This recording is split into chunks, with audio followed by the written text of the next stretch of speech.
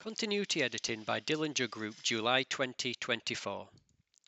Editing can be viewed as trying to solve a puzzle where you need to tell a story and get across space and time to the audience using a 2D medium.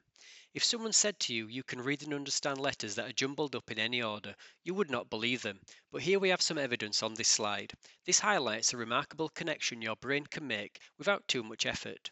Hopefully you can read the first line as, according to research at Cambridge. David Bordwell and co-writers state that to be a successful filmmaker, you need to have an intimate understanding of continuity editing. But I argue that continuity editing alone will not make you a good storyteller. I believe a knowledge and understanding of a wide range of editing methods will make your story more engaging, easy to follow, and bring out your artistic nature. Through time, styles of editing have come and gone. Some examples include French New Wave and montage, but elements of continuity editing remain standard practice today. My presentation is going to ask, do we as filmmakers need to use continuity editing for the audience to understand a story? Here we have a definition of continuity editing from Studio Binder, but it is important to note that this style of editing was not designed. It evolved from lots of different styles from around the world in the early development of film. The goal is to make the mechanisms of filmmaking invisible, and it is the predominant style of editing in Hollywood films today. If you watch any movie made in a Western studio, there is a good chance that it will be edited together in a style that you may take for granted. These features include the camera angles being used with dialogue, the 180-degree rule, vectors and motion within a frame. It has been researched that in modern films the shots are shorter, and this more modern interpretation of continuity editing was given the term intensified continuity by the film scholar David Bordwell in 2002. The first films were basic single-shot staged episodes, which included titles such as The Pillar Fight 1897. People were mesmerized by the moving image and were astounded that everyday mundane activities could be preserved to be viewed again. The meaning or story did not need to be present. The audience were engaged with the moving image and not necessarily engaged with what was being viewed. A film by the Lumiere brothers in 1885 depicted a man watering flowers and a boy getting up to mischief. Unique for the time as part of the action happens off screen. The viewers are left to fill in the gaps before both characters enter the frame once more. The directors are starting to appreciate that film does not need to be a linear one-shot event from start to finish. Note that the brothers did not call their recordings stories or films, they called them actualities, which could be evidence that they themselves realized they were just making copies of events, and they might not be telling a story. There is a suggestion from David Bordwell, 2002, when he states that the actualities that were created through the 1910s and 20s struggled to be classed as an art form. It could not shake off the perception that it was just recording an event. As we have seen, these early films struggled to be classed as an art form, but by 1930 Rudolf Arnheim, with his background in Gestalt psychology, accepted that film was not just a mechanical recording of the world, but it could be reshaped. He states that art begins where mechanical reproduction leaves off. Art has to contain interpretation and abstraction. Arnheim also states that the effect of film is neither absolutely two-dimensional nor absolutely three-dimensional, but something between the two. David Hillfish, 1909, states that to secure art, a story needs to be told, implying that careful planning and thought needs to be placed on the sequences of images.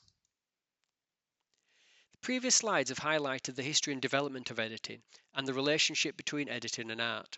Many film scholars have created work to examine the evolution of continuity editing and how our brains work to create a sense of space and time.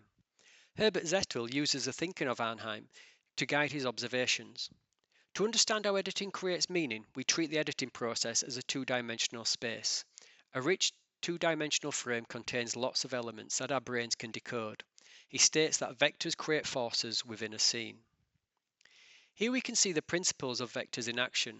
This sequence of shots during a conversation demonstrates how the editor has gradually gone from the horizontal vectors through the dialogue sequence without using hard cuts.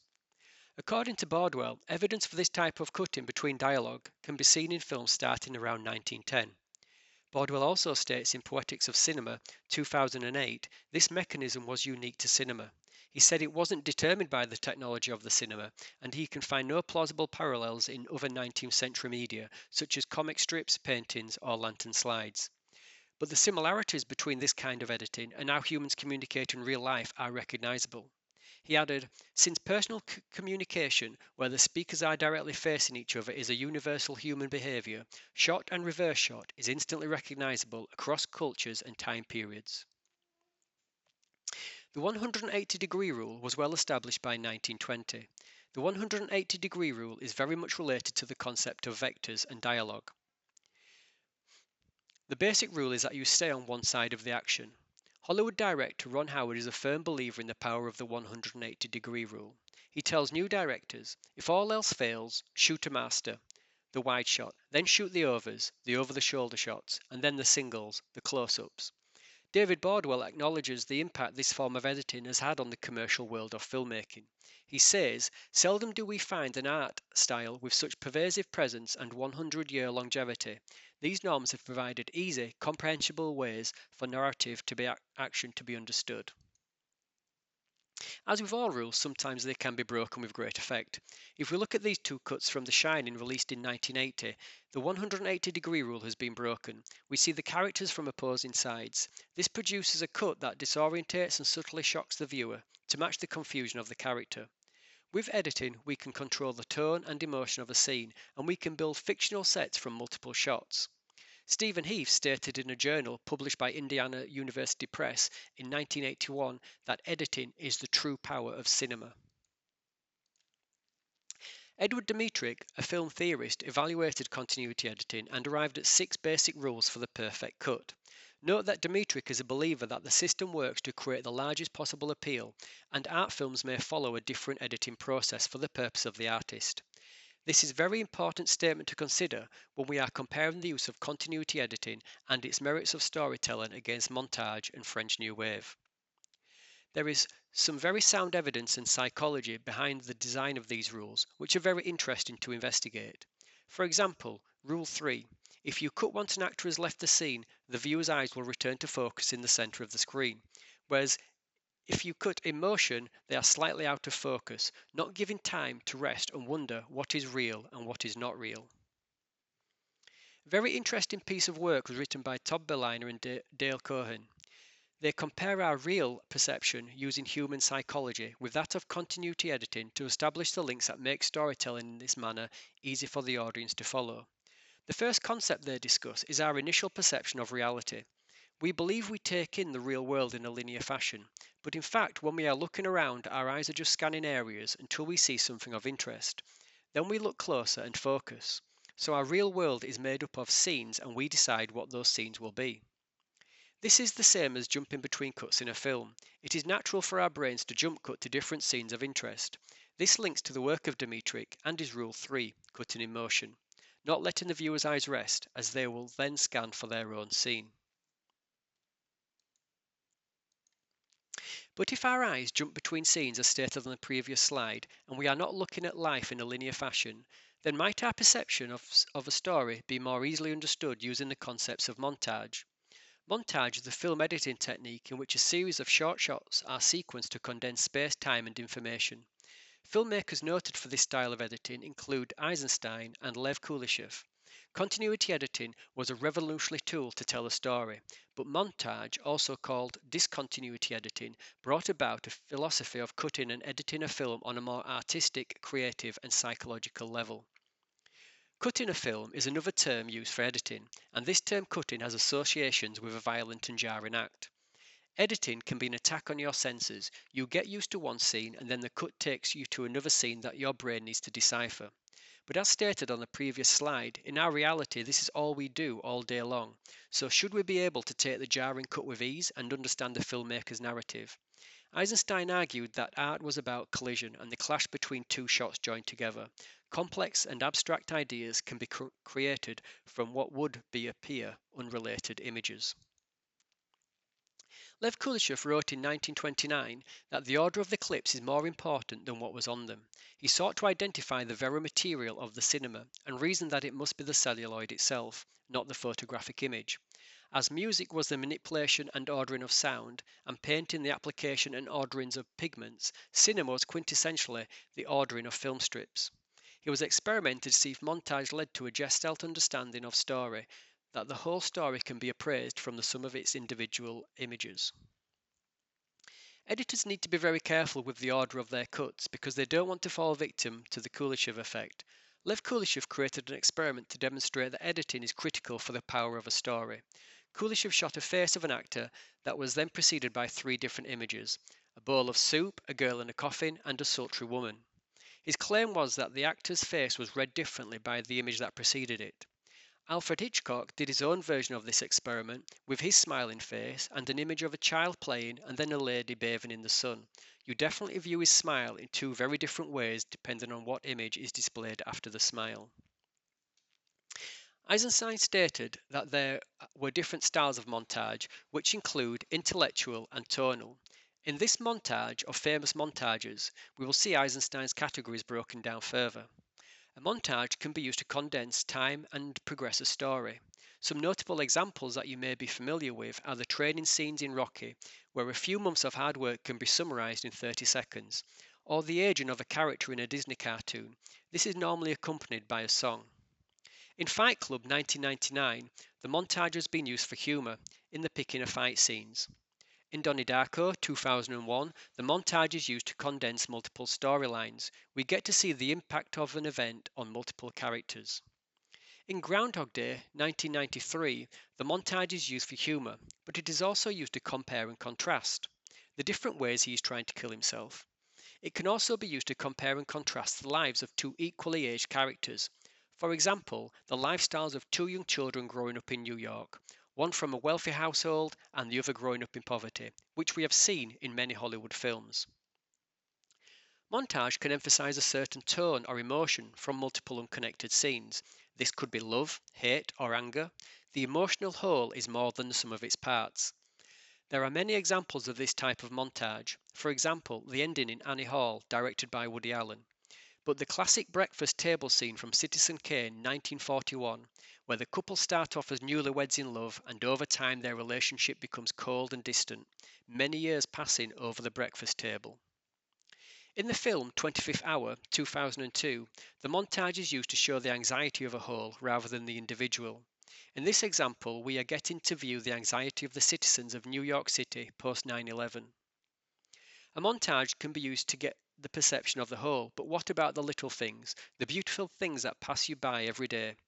A montage in the film I Wish 2011 is a breath of fresh air from the pace of the movie, taking time to stop and observe the little things and appreciate the world around us. A montage can be used to get across fractured memories and the random consciousness of the human mind. Examples include the drunk scene in Lock Stock, the drug taking scenes in Train Spotting, and the paranoia scene in Apocalypse Now. But what about American Beauty, 1999, when Kevin Spacey's life moves before his eyes in an endless stream of fractured memories? When we think of Eisenstein's ideas and themes are the type of montage we associate with him. A group of non-related images to provide that harsh clash between cuts to challenge the viewer and create heart. He called this kind of montage intellectual montage. A notable piece of work was his film Strike in 1925, where the massacre of workers is contrast with the slaughter of a bull. That scene was paid homage in Apocalypse Now. Another notable use was in Social Network. But here, in the baptism scene from The Godfather, 1972, the scenes of violence are progressing the story. The scenes of baptism are not really required, but are used to demonstrate the contrast between good and evil, right and wrong, guilty and innocence. As Jason Lindup states in his article, Eisenstein knows you need to have a dominant theme or image to limit the chance the audience make an incorrect relationship between your clashing images. This is explained on the next slide. If we go back to the idea of Kuleshov effect, we have proof that two contrasting images may not produce the desired link the storyteller wished to make. For example, does child plus mouth always equal screaming? With film, there are not binary outcomes from two images. In this example, the outputs are sound focused, but what about if they were food focused? You are relying on the viewer to have some preconceived experience or history to make the association you wish them to reach. The images would require multiple secondary images or context so the viewer was navigated to the correct outcome. The order of the images are also important.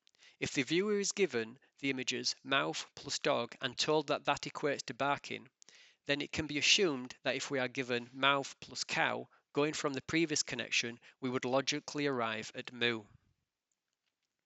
To conclude our journey in the way montage builds meaning in a story, we can see there is a desire to challenge the viewer in a way that continuity editing cannot.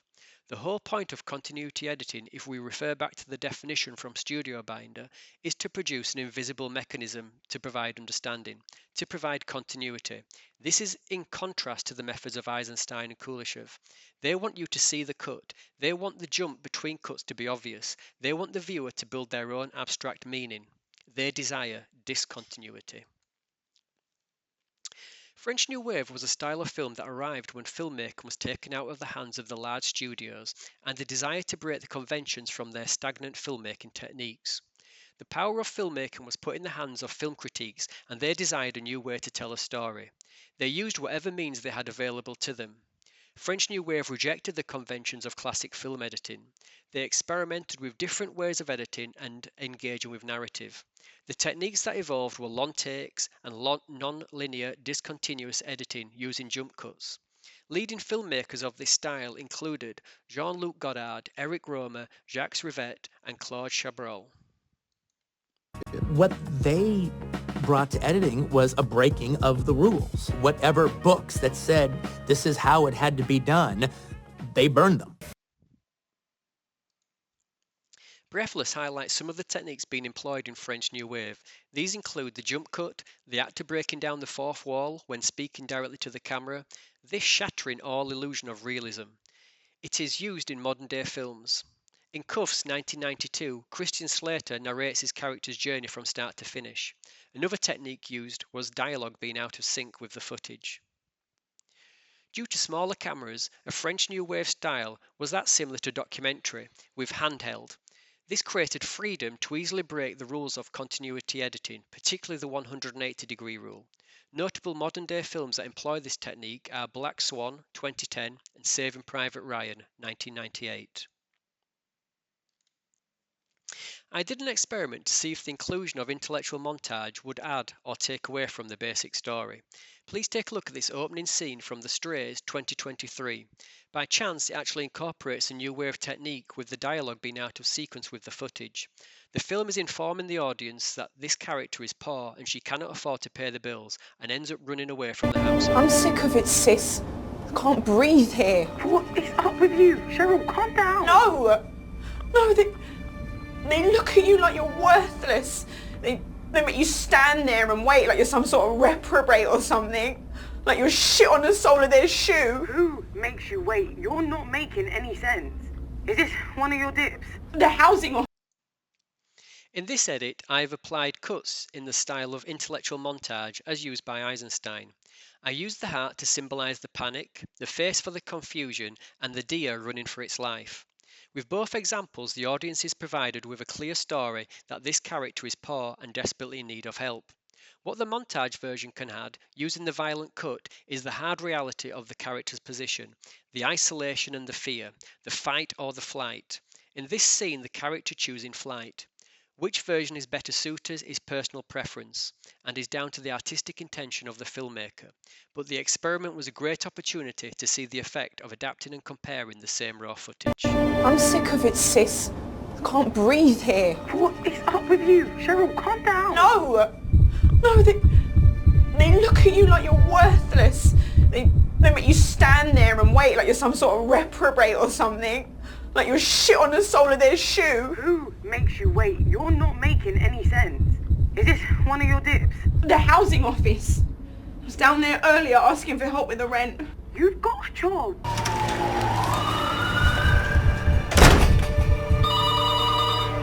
Hello. If we think back to the opening quote by David Bordwell, I would agree that a knowledge of continuity editing is important as the backbone method of your story. But if you want to progress a story, show multiple events happening at the same time, you will need to have an intimate knowledge of montage. If you want to create more than just a story, and you want your scene to be remembered and critiqued on an artistic level, you will need to have an intimate knowledge of French New Wave. Just as important of having a knowledge of these editing styles is understanding when and when not to use them. As we have seen, these editing styles have infiltrated and been combined with continuity editing to provide rich and engaging stories that challenge the viewer and allow filmmakers to create work that can be remembered for more than just the story.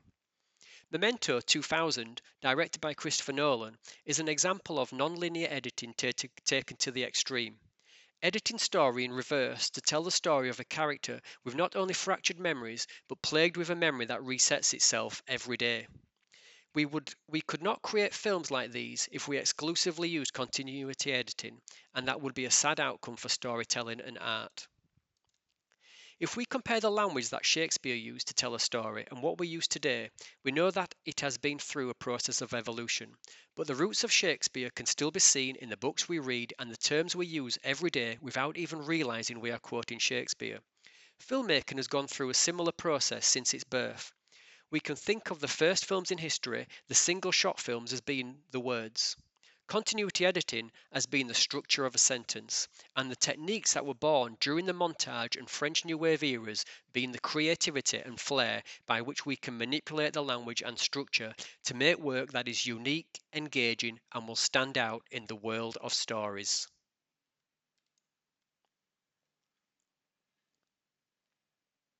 That's my bibliography. Thank you very much.